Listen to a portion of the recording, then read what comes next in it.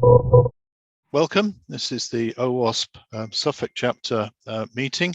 It's the 15th of February, and tonight I'm going to start by telling you a little bit about some of the talks that are coming up, forthcoming here and on one of our sister chapters.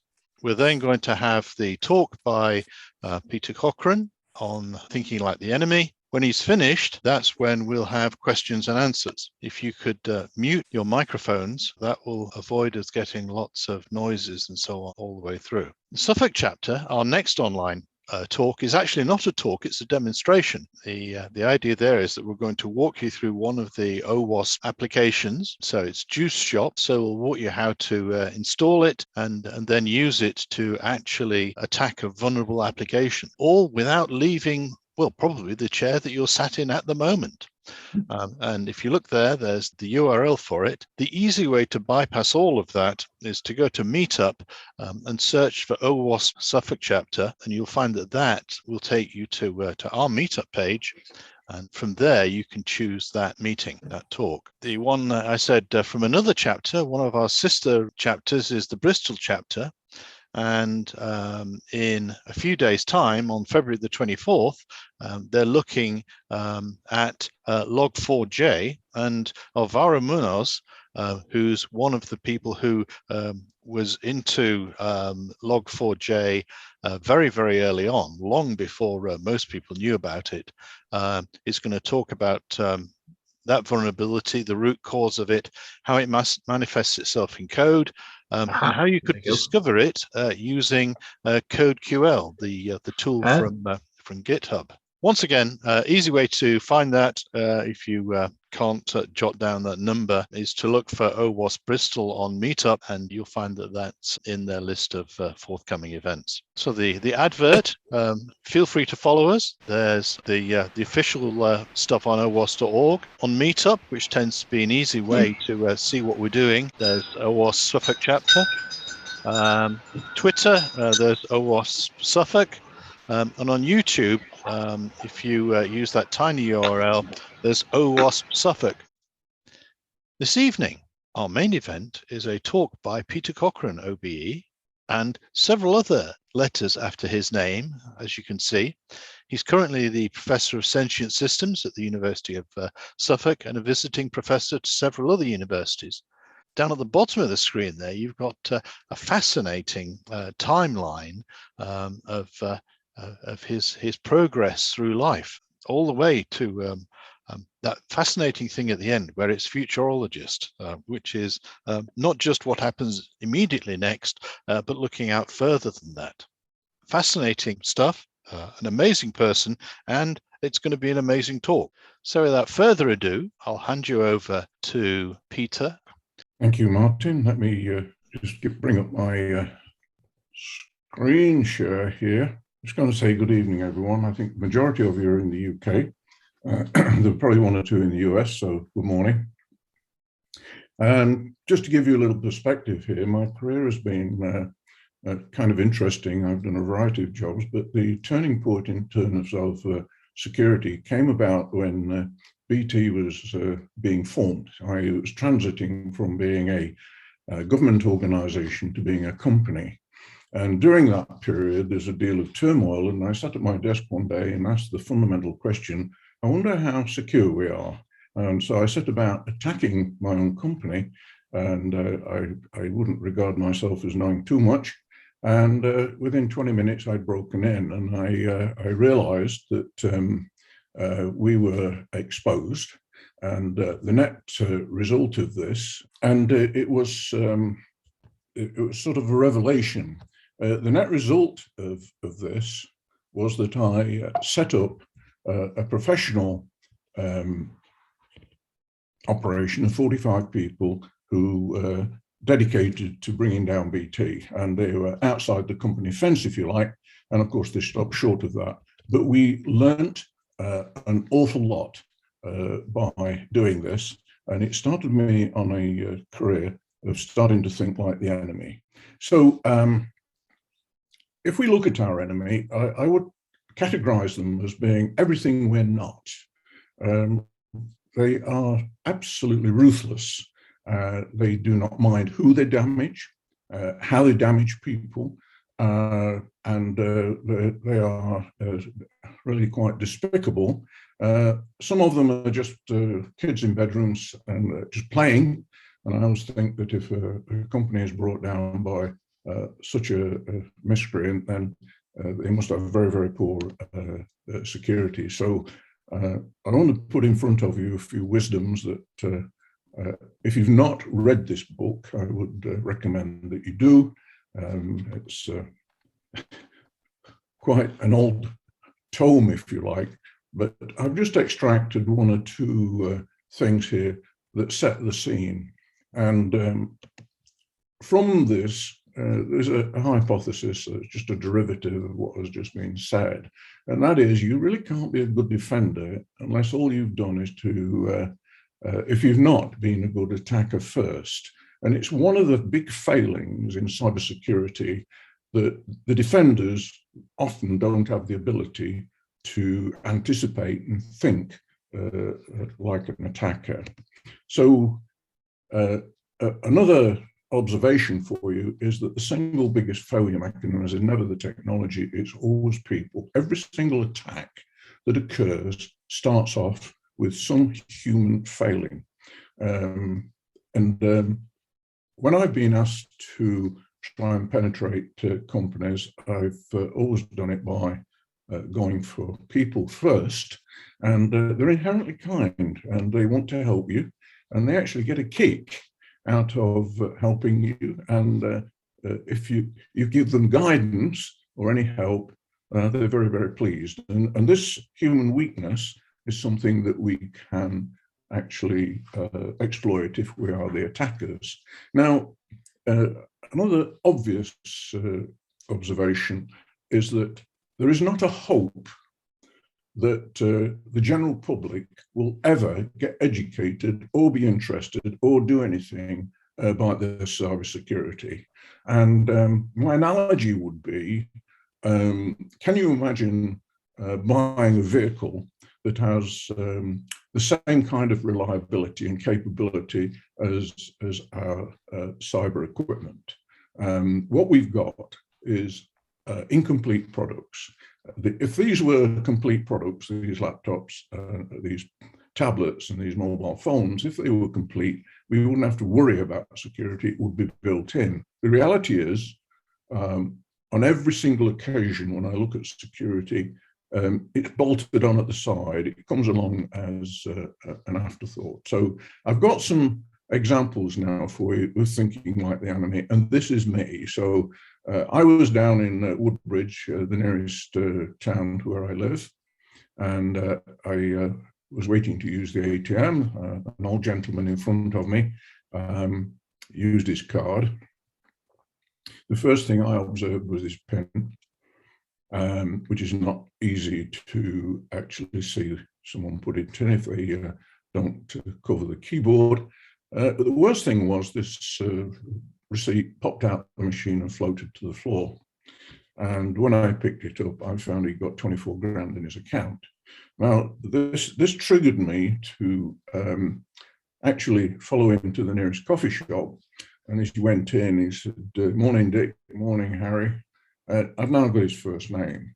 I start searching on Facebook, sure enough, I find him. And then I start to gather lots and lots of information about him. And so I had my coffee and I went over and I said to him, "This is your receipt that you dropped out of the ATM on the floor. And this is what I know about you." And I said, "But the good news is I'm not a bad guy. What I'm trying to point out to you is that if your behavior isn't modified, sooner or later, some bad person will be behind you and they will exploit this kind of information." And he asked me who I was, and I had to say to him, "Sorry, I can't tell you, it's a secret." And I went on my way. Now, similarly, I was in Soho, and I was walking through Soho. I'd been working, and I got a half an hour break between appointments. So I went into Starbucks and sat down, and a young man walked in, and the first thing I observed, he's got a nice silver badge top left, on this picture. And so he sat right down in front of me with his back to me. And to my absolute shock and horror, he opened up his laptop, and that's what popped onto the screen. And so I was actually filming this over his shoulder on my mobile phone. And I got his entire logon sequence and what have you. And before he put anything on the screen that would be dangerous, I went round to him and said, "Excuse me, you don't know me, but I'm a friendly, and you're making the bold assumption that you're in some kind of inert or safe city. And I have to tell you that that's highly unlikely. But this is what you've just done." And I showed him the little movie, and then I deleted it. And I said, "You know, you ought to have better training than this." And I read him this list of how to go and use a coffee shop. And there's a strict protocol to this. And first thing is you get as far away from the door as you can, the entrance. You get your back to the wall. You make sure there's no overhead camera or any mirrors. And you don't wear any identifying badges of any kind. And if people are sat too close of you on either side, you don't do boot up and you don't give away any information. So a little bit like a pilot, you have to keep checking 180, i.e. look behind you and make sure that the coast is clear. And he was not angry or anything, but he was surprised. And and so it goes on. Now, this one is not me, but I was with a guy. This is not the actual scene, it's one at random, but we were in a noisy coffee shop, and there was a very excited group of about 6 people discussing the new company that they were setting up, and they were saying they decided on a company name and a company logo. And while we sat there, my colleague checked through if the website and all related websites were available for this company name, and then he bought a lot with a view to selling it to them later. And you know, this is a bold assumption to go in a coffee shop and think no one's listening, because they are. My wife was working for the government at the time, and she wrote this up as an article, and it made the national circulation, because what happened was I got on the London to Norwich train, and 3 people got to sat around me. I was already set up in this seat where it says me, and an old boy sat opposite, a young lady sat to the right of him, and another young lady sat to the right of me. And the first thing that happened, which raised my suspicions, was there were 3 identical laptops, 3 mobile phones, and then they placed a pile of paper right at the side of my laptop. And they'd been to a meeting, a government meeting, and they sat there. And during the discussion of 1 hour from London to Ipswich, this is all the information that I picked up. And before I got off, I actually told them what I'd done, and they really ought to, be more careful. And the old boy got very, very angry with me. The 2 ladies were very embarrassed, and I said to him, "Look, I'll tell you something very personal. I have 2 daughters. I would hate them to get hurt. I would not like you to get hurt. But here's the reality," to the old man opposite me. "You're sat, you've got your legs open. If I was a bad person, the thing I would do is hit you in the crutch with my foot. The young lady on my right, I would elbow in the face and knock her out. I would then pick up at least 1 laptop, possibly 2, and at least 1 or 2 of the mobile phones, and I'd run off the train at Ipswich." And now that is, in a nutshell, if you like, the problem. People do not think like this. And so the final one I've got for you, I was actually contacted by a company to visit them. I did not know why. When I got there, it turned out they'd spent about 5 million upping their security, and would I test their security for them? This was my past. These are all fictitious dates and names and things, of course. And there I am. I have my photograph taken. And so as I left, I put this badge in my pocket. I didn't hand it in. Nobody asked me for it. When I got home, about an hour and a half on on Photoshop, and bingo, I've got a badge. So the next morning, I go back in as a fictitious internal affairs advisor.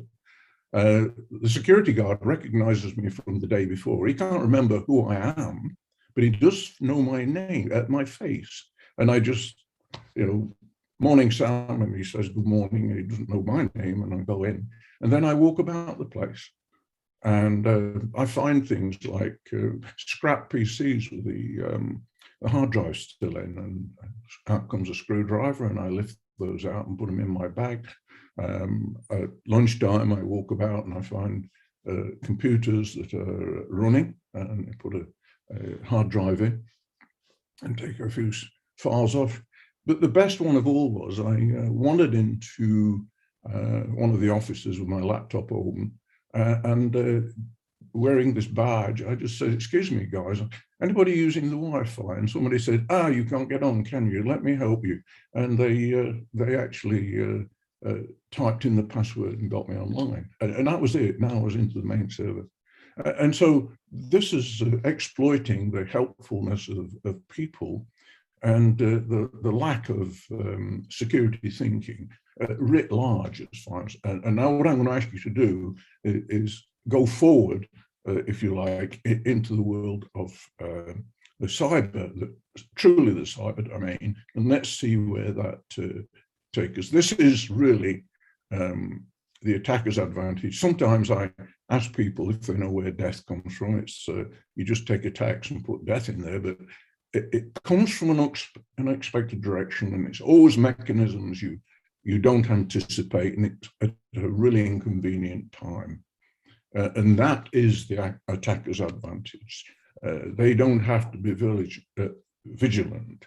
Now, a paradox here is that the military, they play all day and occasionally have a war. We're at war every day and we never play. We don't do war games. And we really ought to be playing. And the only way that you're going to win a war is become expert. Now, we, as the defenders, have got a real problem. And that is we're constrained by the Constitution, the legal, moral, social, ethical, political, managerial constraints, the risk appetite of our companies, and the enemy hasn't got any of this. They've got a free hand. They're unconstrained in everything they do. And so this makes it really quite difficult. A further piece that's not understood is that the world is no longer simple and slow. It's complex in mathematical terms, and it's fast. And this quote from Einstein just about sums it up for me, but I've extended it. There are no simple solutions to complex problems ever.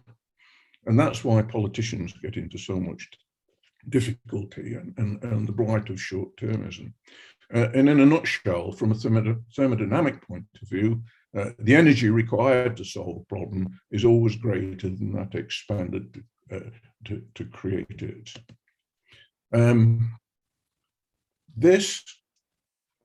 We know the failure mechanisms now of these kinds of defenses, and yet people still build castles, they build bunkers, and they still keep failing for the same reasons. But this is what we do in cybersecurity. Our defenses are pretty well static, like a castle. They get built and they don't get modified very much, and they're an easy target. And the enemy spends all their time trying to thwart our defenses. And so everything we got falls foul of the fact that it's analogous to a stone castle. And that final observation at the bottom there, we're not going to win because you cannot unilaterally defend yourself to victory. No one has ever defended themselves to victory. If you want a victory, you have to fight, and we don't fight, which I'm going to look at in a moment. So how big is this problem? Well, by 2025, it's projected to be 10.5 trillion US dollars. As of today, the GDP of the dark side is on a par with the GDP of the UK, i.e., they should be joining the G8. If they were a country, they would be joining the G8. And the question is, how much longer are they going to go before we do something? They're gradually taking over the financial world. This money is disappearing somewhere. They have a very healthy R&D budget, I can tell you, and they invest wisely. But most of the money is laundered, and they do that through the banking system. Now, I have a view that this war is not a separate war to everything else, because I think it goes like this. If I look at the potential for damage of each phase of warfare, it goes something like that. And that computer, that laptop there, represents the cyber war. And the biggest one, to my mind, and the biggest threat is the one of information. The fakery. We've had several near misses with nuclear attacks that were postponed because somebody had the forethought to think, let's just check one more time. And they found the information they were basing their button pressing from was actually false. And so this, to me, is the big worry, that fake information, false data, some kind of cyber intrusion could trigger a total extinction event. That's the real threat. But what we're trying to counter is not a separate war. There is only one war. And the reason is every one of these domains is connected. And so perhaps the biggest shock in recent 5 years has been the declaration by the US military in particular that they can no longer protect their citizens, which is their primary job. And they say that in terms of the cyber war. So if we have a look at the theatre, it is no wonder we have great difficulty. It is huge. It's spread over a vast number of organizations, and it's wide and deep. And so complex it is. And to my mind, it goes from the far left, the amateurs, which are in a short game and a low gain, if anything. A lot of them are doing it for fun, but even the hacktivists. And then you've got the middle ground or the medium game and gain with the hacker groups, and then you've got the criminals and the rogue states. They're in a long game, and the gains that they get are massive. And so when I look at their organizations, what is interestingly, on the far left, it's just amateur stuff. But by the time you get into the middle, they start to look like a bona fide limited company. When you get more and more over to the right, they look like massive corporations. These are global operations. They work together. They are synchronized. They share everything. And I can't speak in any qualified way of what is actually happening with our governments. But if you look at some country organizations, they are organized in military or civil service terms, and they are fully funded to a great extent. So what we know for sure is attacks are escalating. The dark side is winning. The attack surface is increasing. The cyber destruction costs are growing, and companies don't collaborate and share, but the attackers do. The attackers may be a criminal organization, but they will bring in hacker groups at their expense to help. And this is in contrast to us. We don't talk to each other, we don't share information, and we very often treat our knowledge as being a financial advantage. So here's another slant on this. One of the real pluses is the dark side on the dark web, and they have all their hacking tools for sale, and so they've even got their own educational courses. They run tutorials on how to use this stuff. This is just a sample of a few of their tools. And they're at very reasonable prices. So Stuxnet, I looked the other day, Stuxnet is about $50. You know, that's a phenomenal piece of software and a terrifying tool that you can get for virtually nothing. And so this is a thought. You know, let's not develop anything. Let's see what their enemy's using, and let's just get on with the job of building defenses on the basis of what tools are out there and what they're going to use next. By the way, one of the biggest failings is people naivety and passwords. We really have got to do something about that. And I don't think that fingerprints and facial recognition are sufficient, but people are really quite foolish when it comes to passwords. So we're about to make our situation much worse. It's called the IoT. We're going to make the attack surface huge. It's gone from about 6 billion entities to around 20 billion entities today. And if we realize the IoT as planned, it's going to be over 300 billion. There is an awful lot of IoT equipment coming to market with no security already. It becomes a gateway. An awful lot of the thermometers and home appliances that we already buy, which you could say is part of the IoT, are wide open. And of course, they are a way in. So here's an example. The first time I saw this done was in 2014. It was a Jeep, and a couple of guys in a hotel broke into a Jeep and took it over on a freeway. This is last year's car. So has there been any improvement since 2014? Let's watch this.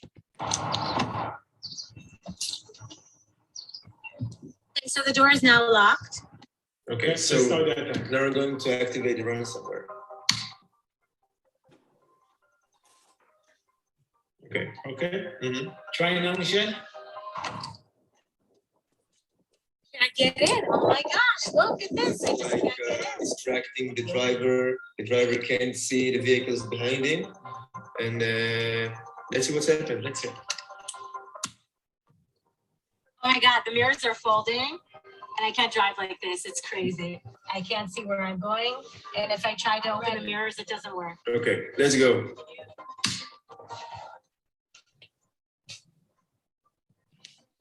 Oh my God, the steering wheel is moving. This is crazy. It's taking me directly into the bus. Look at that.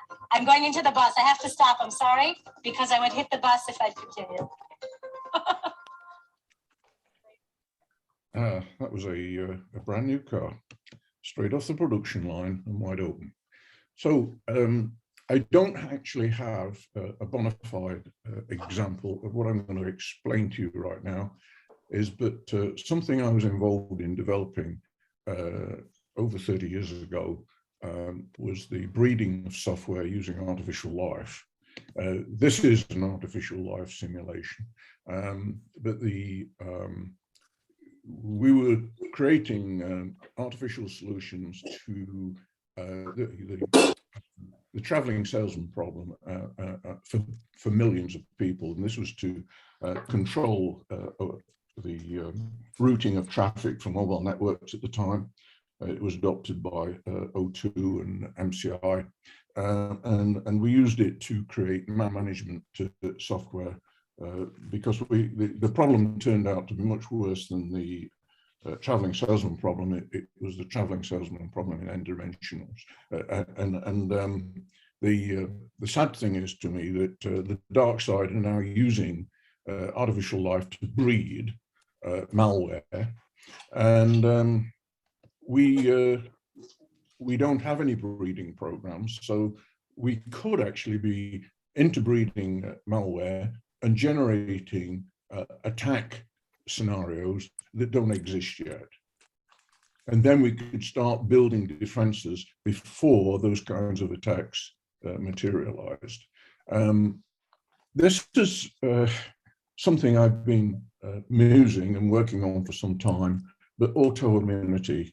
Could we apply nature's solution to viral attacks and if you like, malware in this manner? And so the way we can emulate this in silicon is kind of interesting. So if you imagine that in this environment of devices, appliances, and a vehicle that we might own, in walks someone with a mobile phone or a tablet that is carrying a virus, and it starts to spread.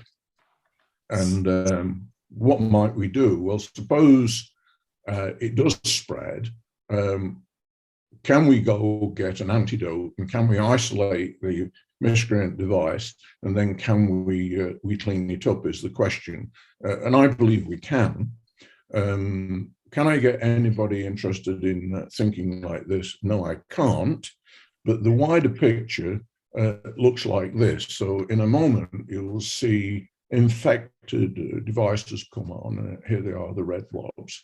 And you have to think now that this stuff is not just spreading on the network, it's people moving, it's vehicles moving, and you get a pretty rapid takeover on almost all of the devices until you generate an antidote and feed that in, and then the antidote cleans up the attack at a similar rate at which the attack exists. And I have a sneaky suspicion that a little bit like COVID, we could finish up in the future of having going from pandemic to endemic infections of malware.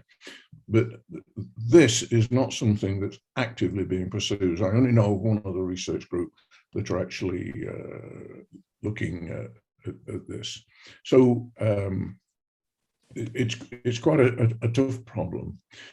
So here we are. If I ask any of you what this is, oh, this is a DDoS attack, and I'm very suspicious. I asked the question: is this a main event? Because if this was me, I wouldn't be wasting my time doing a DDoS attack.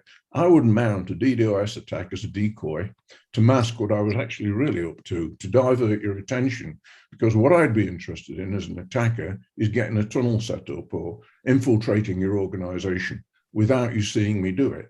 And a DDoS attack is an ideal way of doing it. And there's some evidence to suggest this is what's actually happening from time to time, but we do not have any defense for this. And the net result of this is you'll see people declaring that they were attacked 9 months ago, but they didn't know anybody had broken in. And I suspect this was just probably one of the many mechanisms that the dark side use. So the scale and complexity of what we're looking at is way beyond human ability. And having teams sat in front of screens watching all this stuff and trying to find solutions is absolutely and utterly the wrong way. It is beyond human capability to cover this off. And so I see this as outdated or outmoded. It's just the wrong kind of thinking. We have got to automate our cybersecurity if we are going to survive. Behavioural analytics is something that is absolutely neglected, and I think it's one of the most important tools that we've got. No matter how the bad boys and girls try, it's very hard for them to hide their habituality. Better still, their devices and machines and networks exhibit habituality that's difficult to change.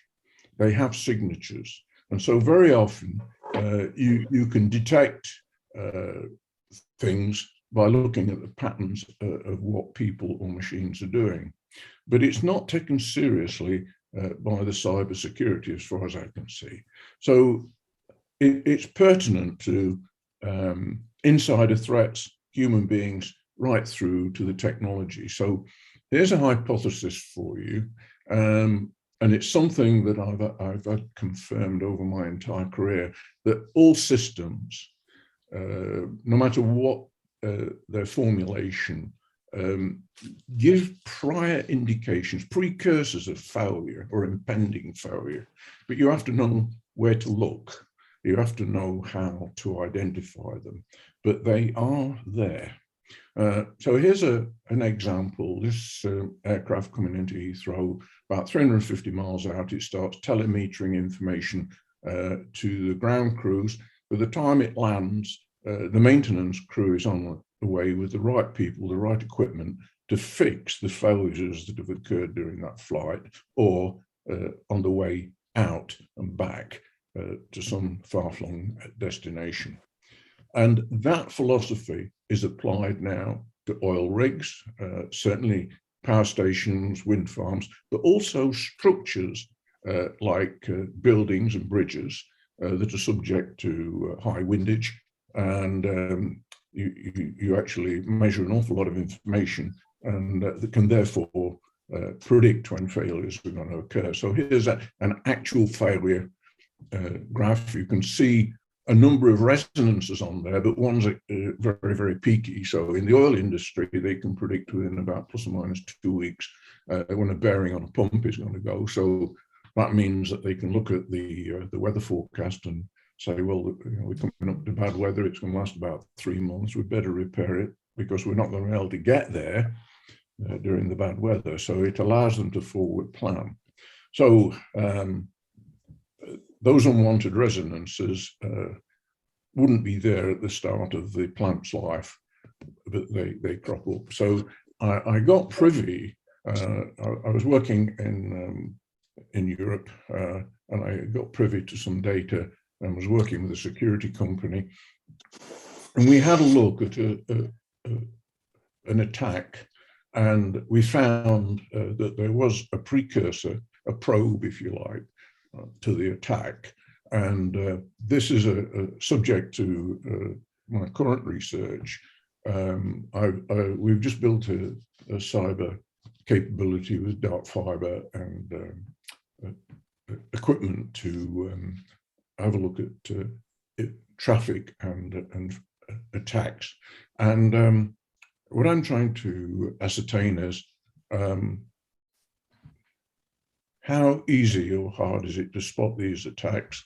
Because so far, it turns out that every type of attack has a different signature.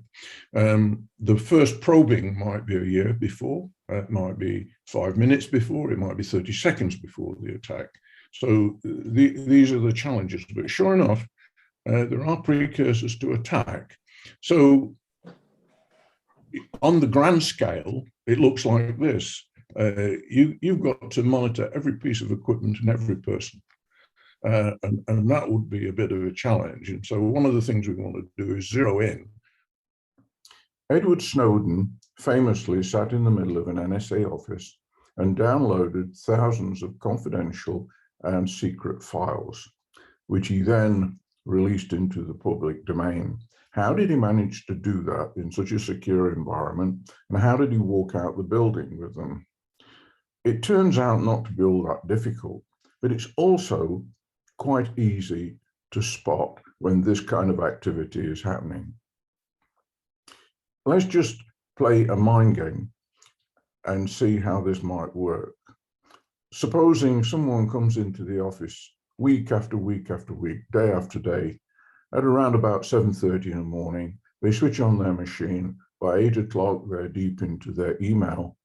And during their working day, they perhaps download a gigabyte of information and upload 2 or 3 gigabytes. And that's their pattern of work. But this morning, they came in an hour early, before anybody else was on site, and they've already downloaded 40 gigabytes of information, and it's only 7:30. What are they doing? Now, that aberration in their behavior is really very easy to see with some very simple analysis software, but no one is doing it.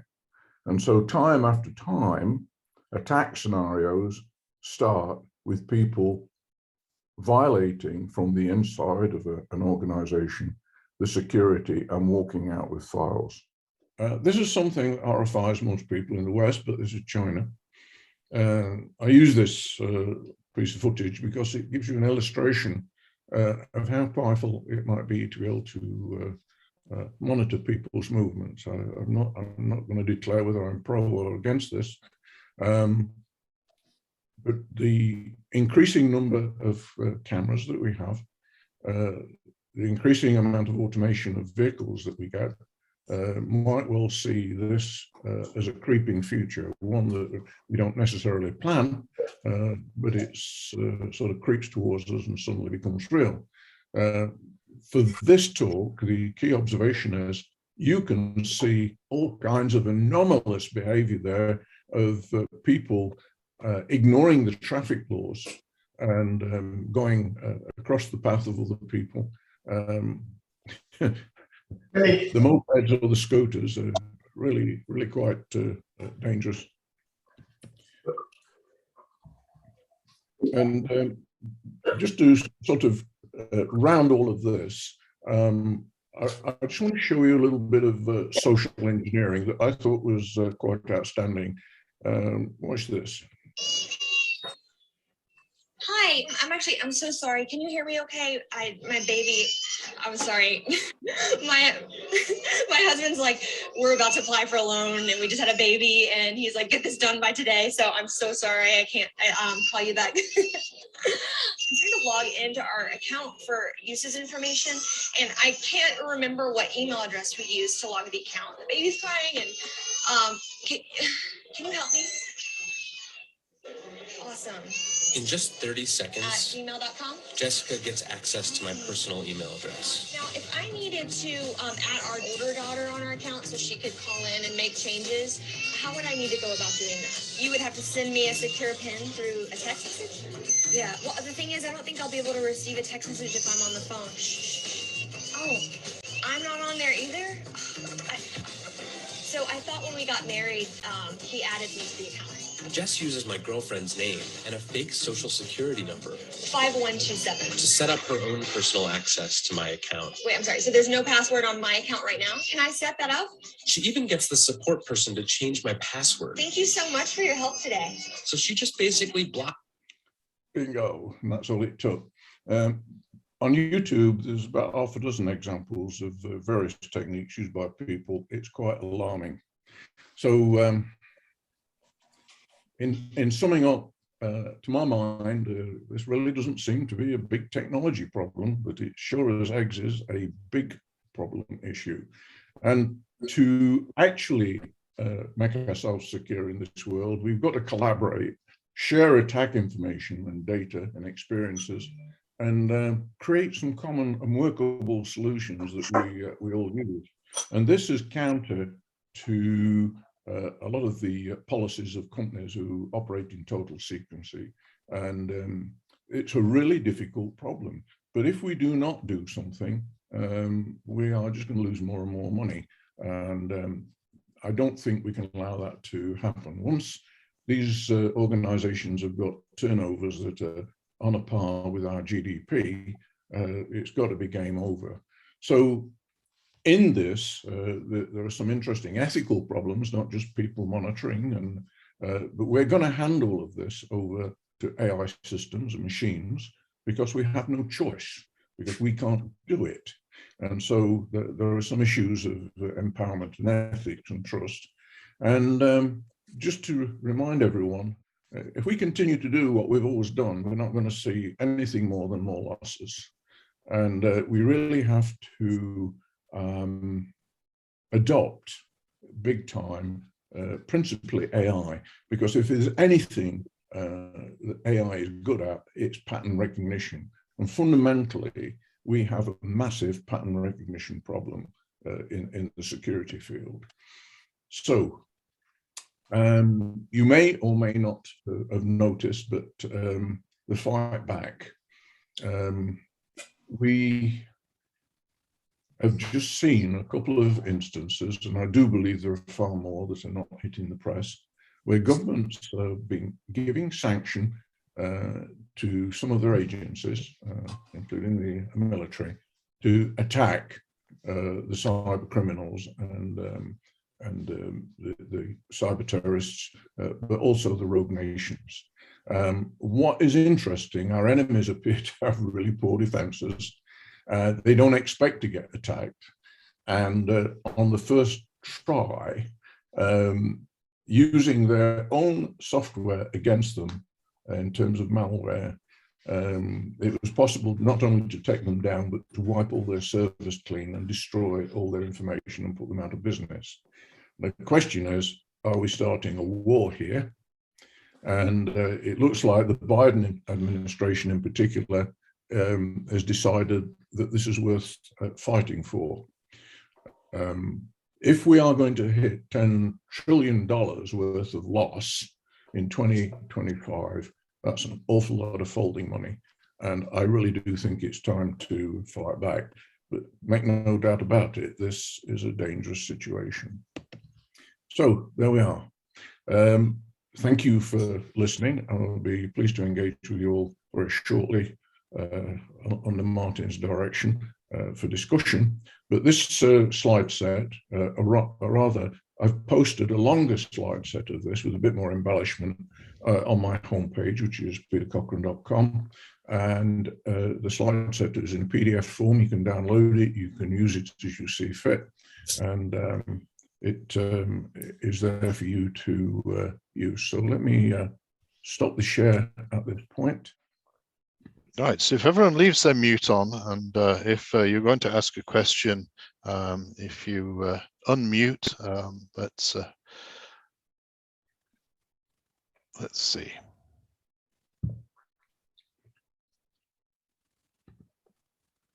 Well, People are either bored out of the mind or totally confounded. I'm not quite sure. They're all muted, and no one dares to unmute. And someone is unmuted. So do we have a question? One key question, Peter, when you were going through the slides, is when you were talking about having something like an immunity type system, there was a bit of a chat going on while you were talking. Would you see that sitting in forensics or being within AI and automation? I would hope that it was within AI and automation, for the simple reason, the amount of complexity in there. My attitude to all of this stuff is, providing the AI system takes care of my security, I really don't care how it's doing it. I'm only interested when it fails. If it fails, then we'll throw some forensics at it. But I do believe that the scale that we're up against doesn't allow us to really do meaningful forensics on all what's happening, other than looking at the failures and trying to fix them, if you will. That's where we are. It's almost like a fire brigade situation, as far as I can see. I mean, we might get out of this endless sort of semi-panic mode, but at the moment, it's not clear to me that we will. Right. Would you, just as a follow-up from that, also agree perhaps we also need to change people's mindsets? And I don't mean from a security mindset, but a more integrated thinking type mindset? Yes, and that's one of the reasons I'm actually giving this talk, and I've structured it the way I have, because if I talk to 99% of the people that are in cybersecurity, within the first 30 seconds, they're deep into code on their favorite thing, and they're all sort of very much point functions, and nobody's looking at the whole picture.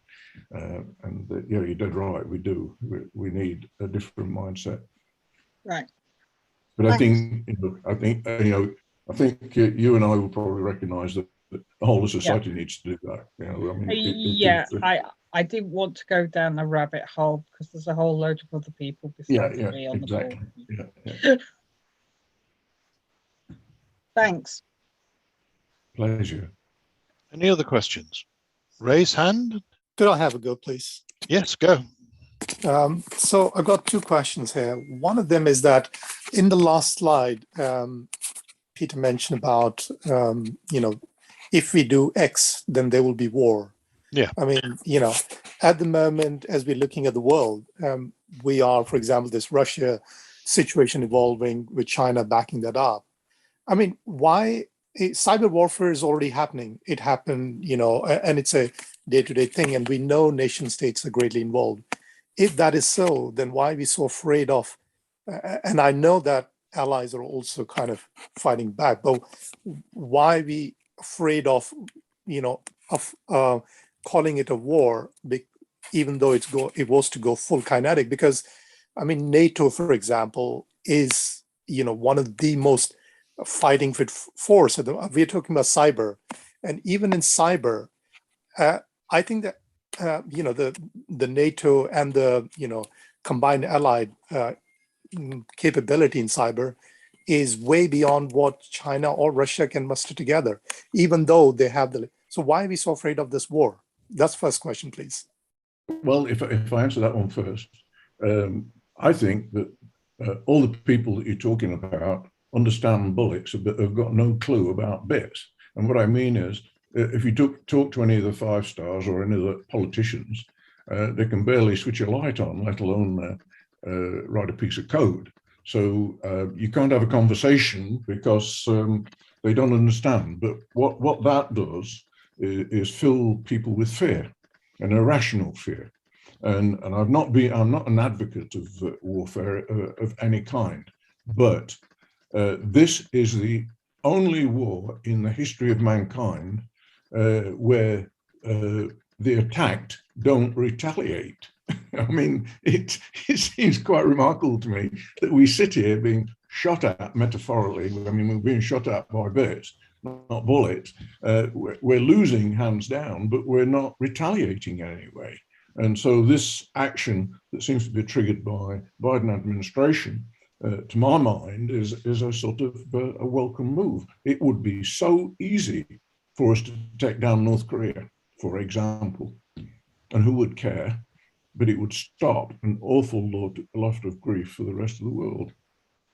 What's the second question? The second question I have is, with regards to the shaping of the world currently as it stands, you got certain countries like Russia, China, Pakistan, North Korea, they're all coming together. And together they form, with China, together they form a very big economic group. And, they are very, they coordinate with each other.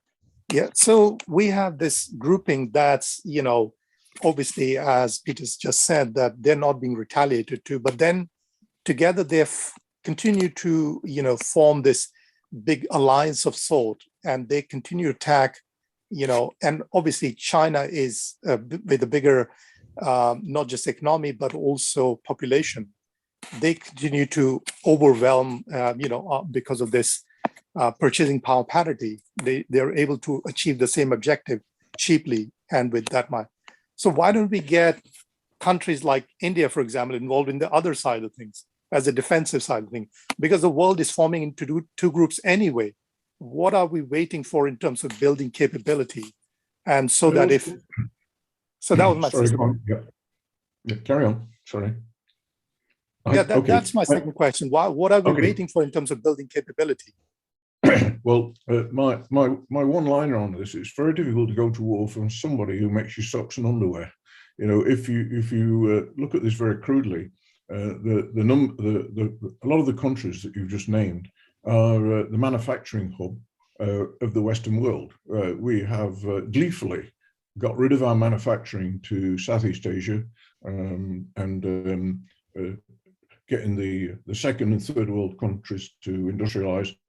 We've got nice clean air, clean conditions, nice jobs in offices, and nobody's manufacturing very much. The net result is we've got an imbalance of capability.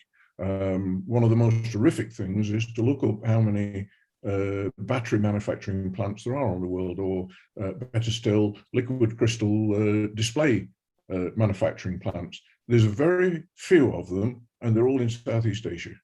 Now, this is sort of crazy. This is building in extraordinary power by veto, if you like. So I think I would put it this way. If we look at just cybersecurity, what you just said is absolutely right. If we look at the whole picture and say, but the manufacturing, if I upset them and they cut off my supply of gas or chips or screens or whatever, they disable my automobile manufacturing plants, and that will cripple my economy. And so the degrees of freedom that we have been lessened because we can upset people on so many fronts at the same time. And I think what we've built into the system is possibly unintentionally, but through economic forces, has been greater instability, and that's manifest now by Germany's hesitancy in joining the rest of the table, if you like, talking with Russia, because they don't want to upset the Russians, because if they turn the gas off, German industry stops. And so this is a new situation as far as I can see.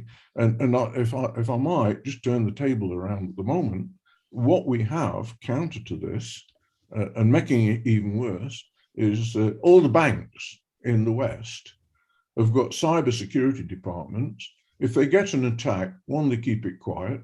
Two, if it does leak out, they'll try and polish over it.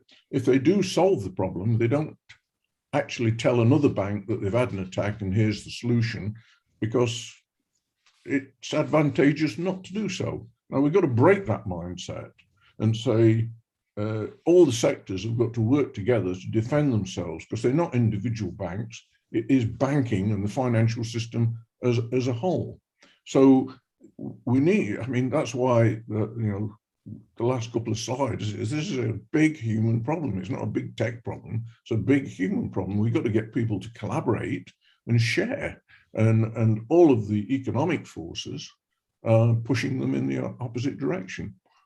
And that to me seems to be our conundrum. So that leads to my final question based on this bit.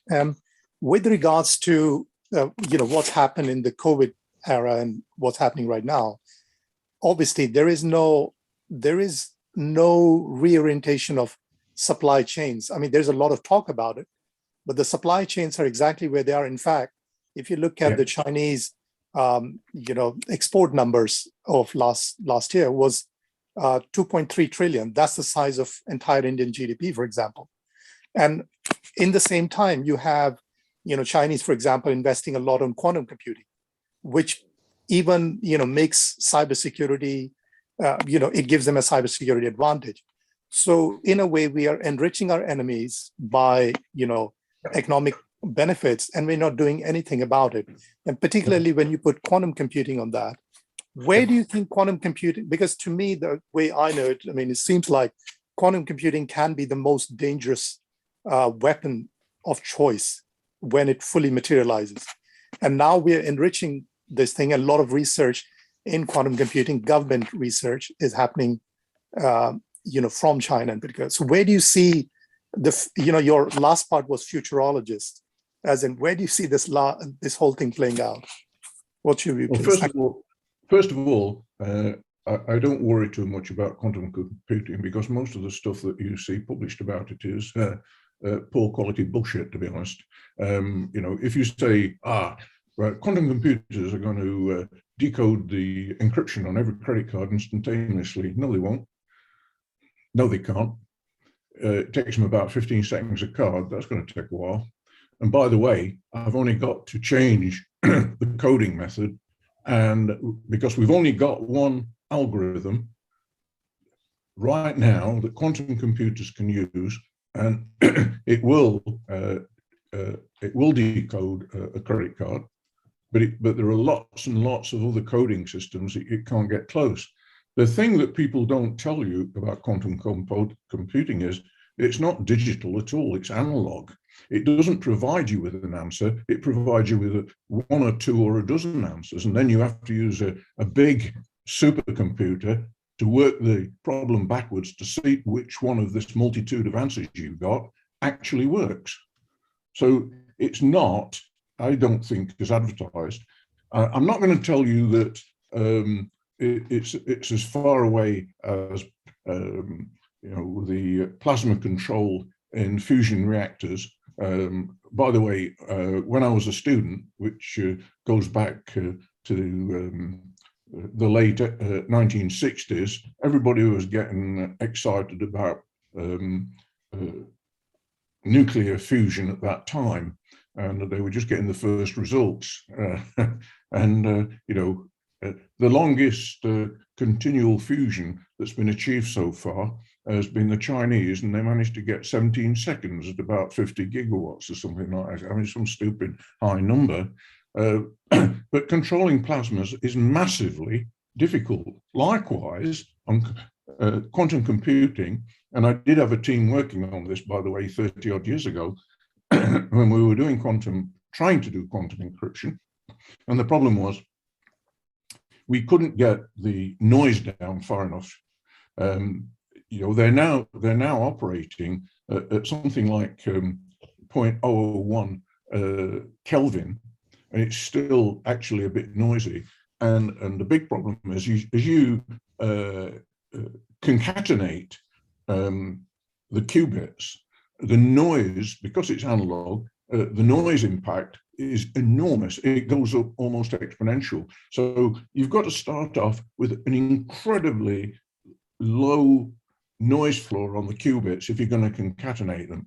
And so far, people are in the 100 bracket. It's of that order, 100 qubits. And yeah, you can do stuff with that. It's not all that exciting.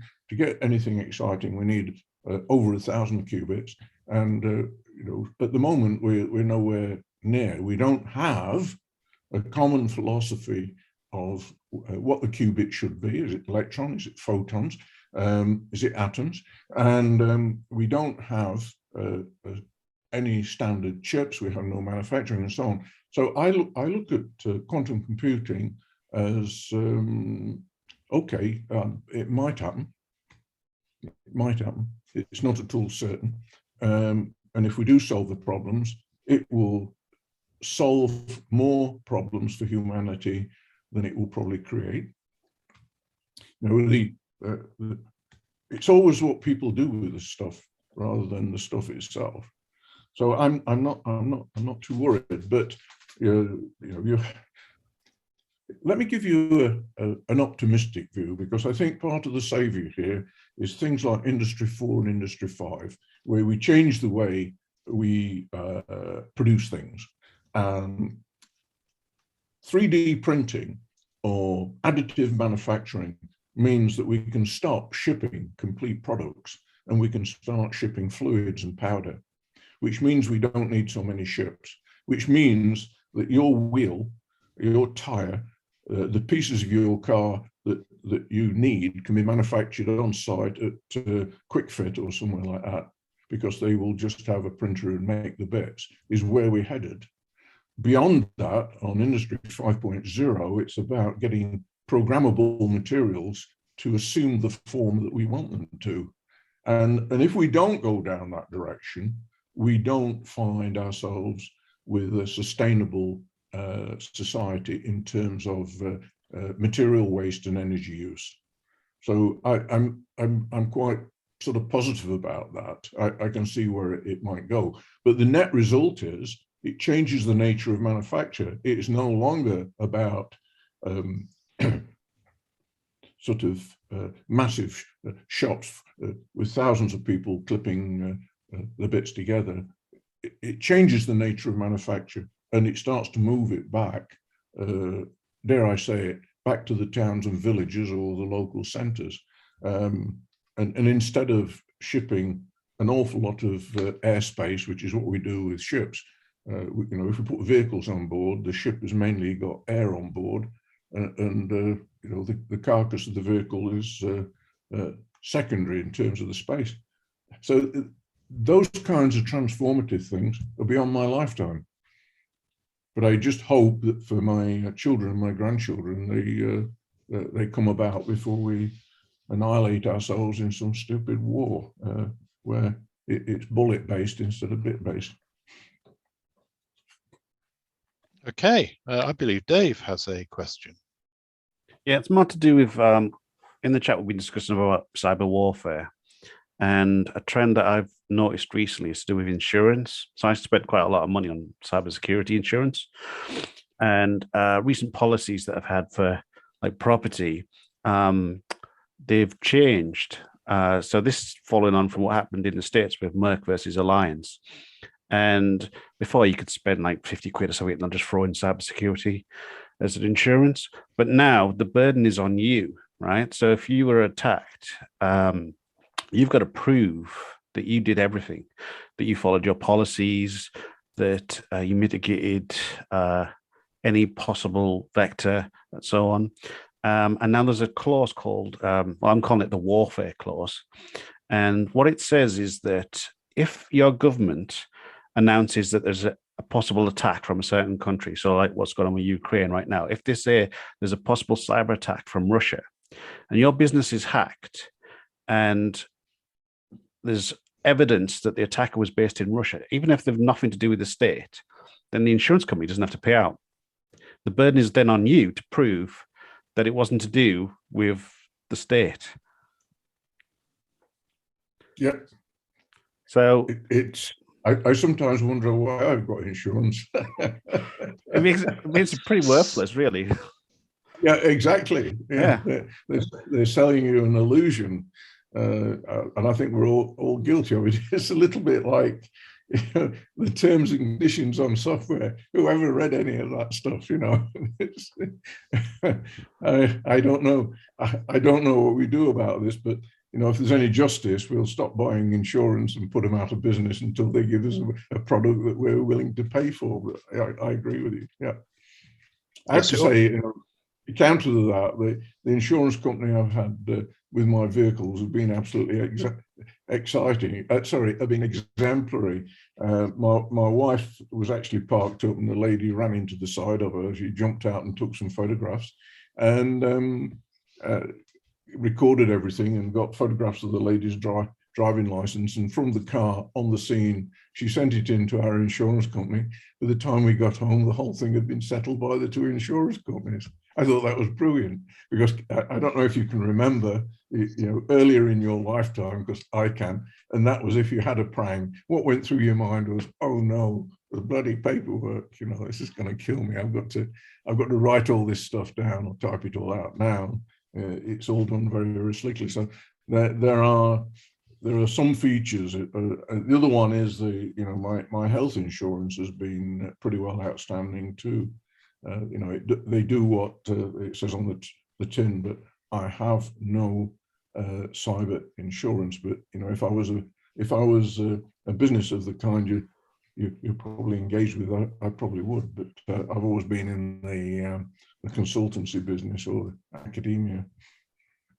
I worked on some software recently for insurance companies, for car insurance. And one of the first questions they asked people that call in is, do you have a dash cam? So, yeah. So I'm predicting in the future dash cams will just have like a connection, and just as soon as you're in an accident, they'll upload it straight away to your insurer. Yeah, I think they're just going to be built into the cars.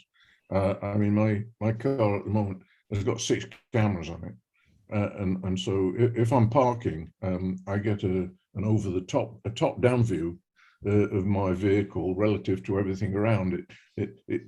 it's got a picture of everything around me, and it builds a 3D. You know, it's like I'm sat on top of the car looking down and parking. I mean, other people, you press a button and the car parks itself. But I mean, I think we're gradually getting, you know, sort of autonomous driving cars, self-driving cars by installments. Personally, you know, a little feature at a time. But you're dead right.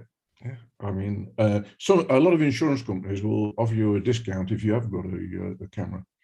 You know, they charge you less. Okay. Any more questions? Can I ask a bit about the detection side of things? Yes, of course. Because I know you're talking about it like from a very high level side of things, and I know you didn't really want to go into any specific details because, you know, I think you can always get lost in the weeds. But I'm just sort of trying to work out, you know, if we're going to make any differences or what we're going to actually change. Because my concern with sort of saying AI vague is that it doesn't actually necessarily help just by saying that. You've got to sort of say, what will AI actually do? Because one of the things you talked about is using AI or things to be able to detect a machine that maybe, or the network of machines as it spreads something malicious. And I think it's very difficult to say to AI, just look out for stuff, because it doesn't know what to look for. Because when you're on one hand, you're talking about something that might be communicating over an encrypted channel, in which case, what the hell are you actually going to find there? And then on the other hand, you talk about things like phishing. You know, if someone's phoning up a telephone call and trying to sort of fish for details or modify things. And I'm a little bit uncomfortable just talking about it as like, we'll have like a generic solution without necessarily going into the details. So I wondered if you could sort of go into some detail. Can I give you an existence theorem? Yeah. The existence theorem I would cite is my bank and credit card companies.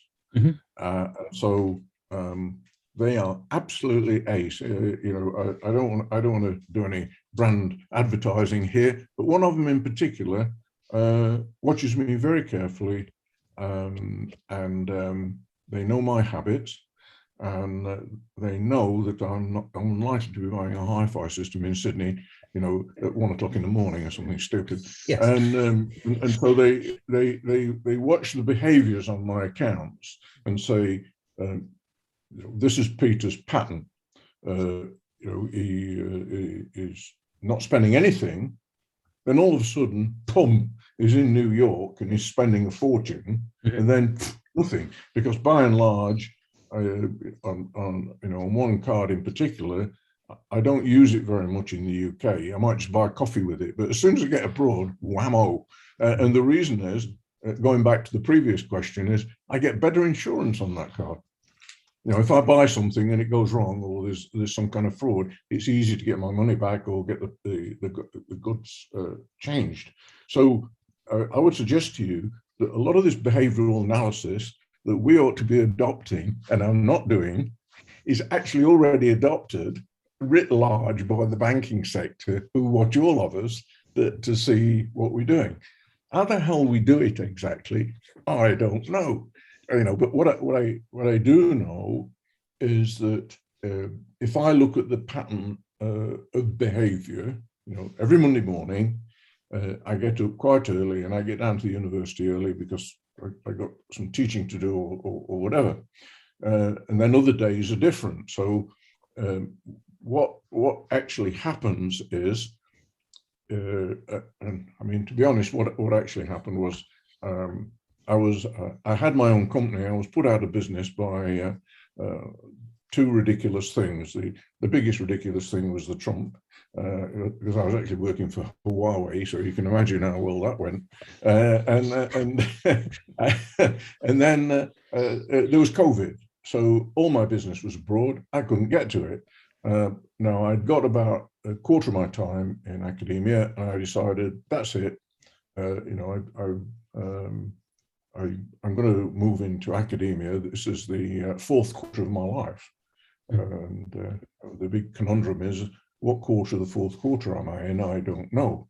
But you know, it's not like I'm your age or, you know, in my 20s or 30s or something. I'm right at the other end. So I decided to make this change. So all of a sudden, there was a very, very abrupt change where all of a sudden I wasn't down Heathrow every other Sunday. I wasn't popping up all over the world doing stuff. I was where I live and not moving. And so there was a little bit of, your swipe card's not swiping this morning, put the pin in. And that's I think that is, you know, evidence of the AI system saying, you've changed your habits, we're just going to confirm that it is you. So I think that, and I don't think this is particularly rocket science. My problem with this is a bit like the problem with quantum computing. There is so much bullshit written that it's difficult. But having worked in AI, you know, I mean, the pattern recognition is phenomenal. Yes. It will recognize patterns that we don't see. That's one of the beauties of it. I like, you know, I could watch you and I could pick up patterns from a human point of view, but the machine will come up with extra ones. And very often that's where all the jewels are, if you like. So I'm fairly optimistic that because the banking and the insurance sectors have got so far into this, and so, by the way, have the entertainment and the sales and the marketing. I mean, I have to smile, you know, if I buy something on, you know, if I buy something like a parasol for the garden off Amazon, I'll be getting offers of 40 different parasols for the next week. You know, I mean, this is not a good AI system. I only want one. Yeah. They keep buying. And so, on the other hand, the insurance and all of those things and the banking, to my mind, are really quite outstanding. And you know, I don't know quite whether this stoops to being AI, but one of my favorite sites, and this is weird, it's a government website, it's called the DVLA. To my mind, it's damn outstanding. I don't know who's designed and built it, but the interface is absolutely superb. It's dead simple, it works, and it takes all that pain away. I don't have to go to the post office and mess around. And if you get a problem, by and large, you can easily sort it without talking to people, which I really like.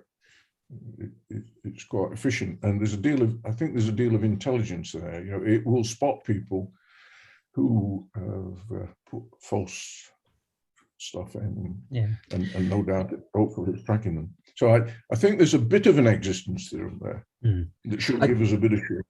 Yeah, because I'm not going to write it off, because I do think it is useful to use, but I always worry about using sort of something that's variable, because, for example, if you were to try and apply AI to my job, I'm a developer that jumps around a lot of different things. I don't have a pattern. You know, what I'm doing one day is very different to another day. So applying some sort of behavioral thing on, it'll basically be constantly telling me I'm a hacker. So, well, I would love to do an experiment on you, because you don't think you've got a pattern. I'm now wondering. I wonder if AI would see one. Yeah, it's more that what I'm doing one day is like web development. Another day I'll be doing database administration. Another day I'll be doing, you know, different bits of programming different ways, and I'll be accessing different data from different sources. So I can't, you know, it's not like every Monday I'm doing a thing. I may be doing, anyway, it doesn't matter. But whereas some of the employees who are constantly answering the phone and answering the same questions every day and doing the same task every day, I think that's easier to apply the rules to. But I'm also not wanting to rule out other approaches. I think AI, and especially when you're sort of watching network patterns, can pick up some oddities and go, hang on a minute. But I would also urge people to sort of go, okay, are there any hard rules that we can put in and say this machine should never talk to this machine, as in firewalls? My personal pet project, I think we should be killing off injection vulnerabilities. It's a class of security problem that should not exist anymore. And it is possible to stop them.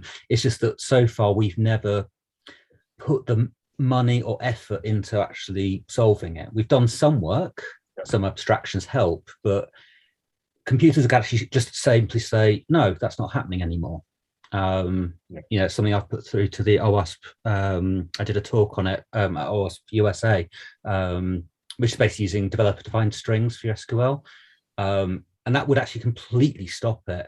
So I'm sort of doing that thing of going, on one hand, I see your point about using the high-level stuff, but I'm also sort of going, actually, sometimes we do need to go down to technical levels and say, are there particular classes of vulnerabilities that just should not exist anymore? Like memory managed using programming languages which can't have memory corruption issues, you know, pushing towards Rust rather than C. And can we go down that way? So that's all I'm sort of, my sort of feedback, as it were, is just to sort of say, don't rule out the technical stuff. I think. No, I quite happily say to anybody, I don't know and I don't understand. You know, that's been a hallmark of my life. I find it very difficult sometimes to understand this, just because I think the sheer complexity. So, you know, I'll give you a slight insight. I've always had a problem with the idea of big data because I think big data tends to give you a really good overview. But if you want to know the detail, you need small data. You know, it's the big data is you know, you've just bought 14 cable leads from Amazon. The small data is you used one of them to charge your camera, you used another one to repair one on your kettle. You got one. The minutiae of what we actually do, I think, is in the small data, and that very often characterizes us in a different way. So I think another way of putting this, if you look at the IoT, a car is a part of the IoT, but actually, if you break it down, there are chips on the brake drums, and they're separate IoT components. So the car is actually a network on wheels now. And that network on wheels and the software and the chips cost more than the rest of the car put together. And so, you know, the big data is where does your car go? How do you drive it? How much fuel does it use? The small data is, you know, your brake lining's wearing out on the left, the left front wheel. You know? So I think we got a lot of surprises that we're going to come across, and we won't find out until we build it, basically. And that's going to be the challenge. I just take succor in the fact that I watch what other industries are doing. I mean, it always seems paradoxical to me that all the industries are using behavioural monitoring like there's no tomorrow. Our industry provides them with it, but we don't use it. It's kind of a paradox. We don't use it. You know, why is that? I think sometimes it can be difficult to try and translate from one area to another. You know, taking an idea from one. So one of the ones you used was like the medical side of things, trying to sort of see something a bit like a virus. Because, well, fortunately, they do actually have the same name and that propagating nature of them. But then to sort of try and sort of go, okay, well, we can create a vaccine. It doesn't really translate too well in programming. It's or in code. How do you basically get a vaccine out other than patching the software? You know, which is a complete. You can sort of use some similarities, but the analogy starts to break down a bit. We do, but you know, in the past, I've had considerable success with artificial life, and you know, it was a fun thing to do. So I'll give you an example. The traveling salesman problem is a classic mathematical problem. You want to visit X number of, if you know, you probably already know, but the benefit of the rest of the audience, we've got to travel to 57 different cities, and you want to minimize the distance traveled. That's, you know, sort of level one. That is the simplest level. The next level up is in the first city, there's a likelihood of 3% you're going to make a sale, but if you do make a sale, it'll be $1 million. In the second city, there's a 97% chance you're going to make a sale. It's only 150 grand, and so on around all the 57 travel. Now, optimize that damn problem by money earned. And that is phenomenally difficult. There's no mathematical solution. The computational problem, you know, you're moving into supercomputer kind of territory, especially when you want to do it with millions of nodes. And so we set about with an ant colony for starters, and then we got these agents. And so I had this idea that for the first time, we were God, and there was no morals, and there were no laws, and there was no holds barred. And so we created all these little creatures, each one of which had got a mathematical ability, and they came together to create a creature, and the creature either solved the problem or it didn't. And what happened was the following rules applied. If a creature, and we built some creatures that we started, and we actually had notionally 10,000 of these things, and they could all solve a bit of the problem, but none of them could particularly get any further. And so they would come together in one giant copulation. You know, so forget about the mechanics of it, because nobody cares about it. What you're onto is genome mixing or code mixing at this point. And out of that would come an offspring. And if the offspring was better than any of the parents in this creature, you would shoot the parents that were worse than the child. And then you'd put the child back in as a parent on the next cycle. And so, you know, you were doing, and if the child wasn't as good as any of the parents, you shot the child. So you went around this cycle. And what staggered me was that starting with 10,000 of these creatures, in 30 to 35 cycles, we got down to 4. And we got an incredibly fast solution to the n-dimensional traveling salesman problem. That was absolutely wicked. You know, I mean, it was just such a breakthrough. It cost me a pint of beer because I made a guess that the answer would be 3, not 4, because, you know, in this kind of problem, it's usually pi, e, or something like that, and it turned out to be 4. And don't know why it turned out to be 4. You know, one of the most unsatisfactory things about AI, you can get answers, but you don't know how or why. And so I got, yeah, it sort of, it gives you confidence that this,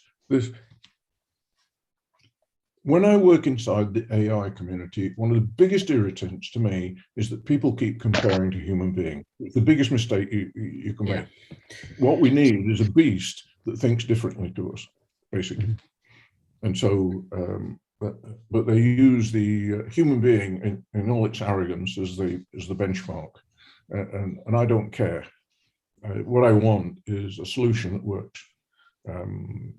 And you see it with the games like chess and Go, where the computers have become supreme. The biggest complaint is they don't play like we do. Well, hoorah, that's the point. Yeah, no, it's good. Yeah, I think there's use to AI. I'm always cautious of it because when we feed it bad data, obviously it starts making bad decisions. If you want to see that writ large, go and have a look at the United States justice system. Yeah. Because they've built in a color bias. You know, a white guy gets sentenced, he gets 5 years. A colored guy gets sentenced, he gets 50 years. You know, I mean, it's actually built in.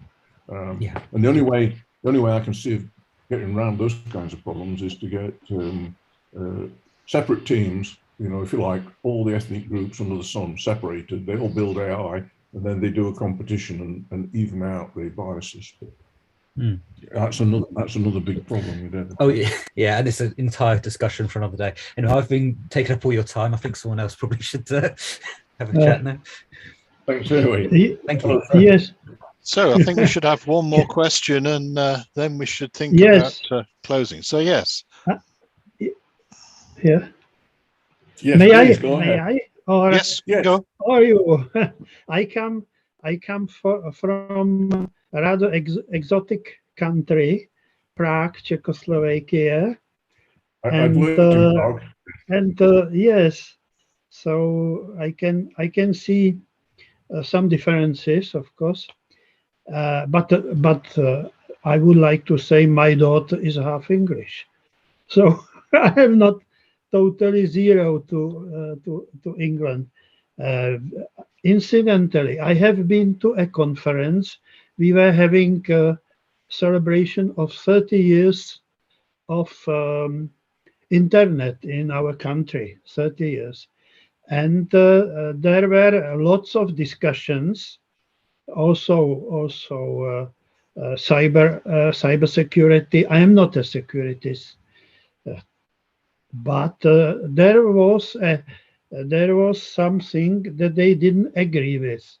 It was a sort of regulation in the sphere of internet business, total internet business. That means firms who produce services based on internet, and this is it makes me think about banking regulations, which is a thing that I know better.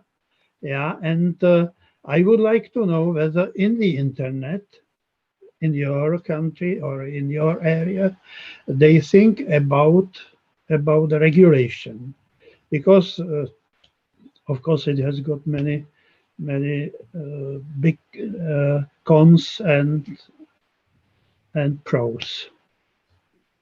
So the question is about regulation. Well, I think there are several things. Technologists, we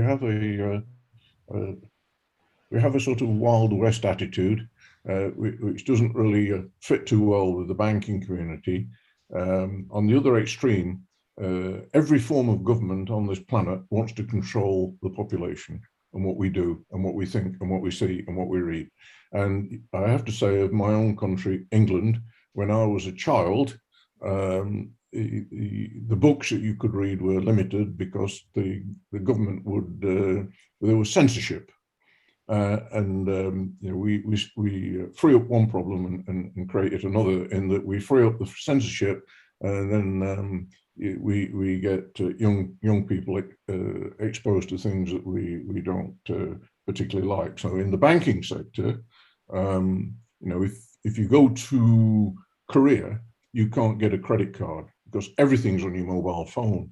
In Europe, we've got chip and pin. If you go to the United States, they have not got chip and pin because of the 1930 banking crash, and their banking system looks really good. Yeah, and it's all very, very tightly controlled. And then along comes Bitcoin. No central organization, an absolutely autonomous entity. It runs itself, entirely different model. Along came PayPal. The banks didn't do that. They weren't ready. They were wrong-footed. It's been the same with Uber, where all of a sudden the politicians have become aware of this technology, and then they decide that they've got to regulate it. Now, a lot of the time, I think that is actually wanted for the protection of society. The delicate task is not to regulate things to the point where all innovation stops. And so I would put it to you that the EU is actually very good at that. They regulate to the point where a lot of the innovation is impossible. The UK, it turns out, is in many respects quite liberal, and we can innovate. But the banks are in a very powerful position, and they can kill innovation. Fortunately, they've not been able to destroy PayPal. But that has been a thorn in their side. It's nobody writes a check anymore.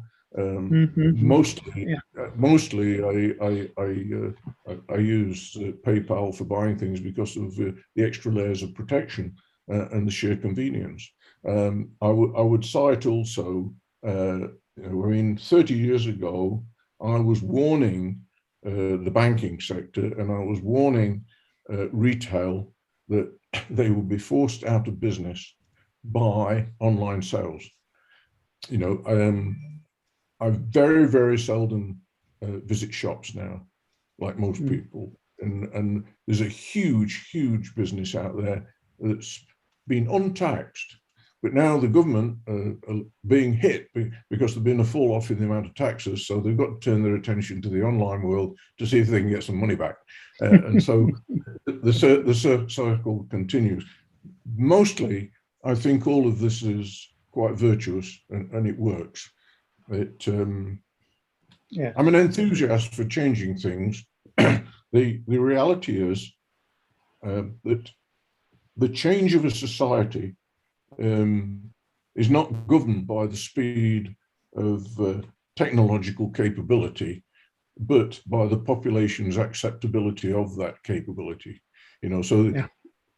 It ultimately comes down to very good, well said.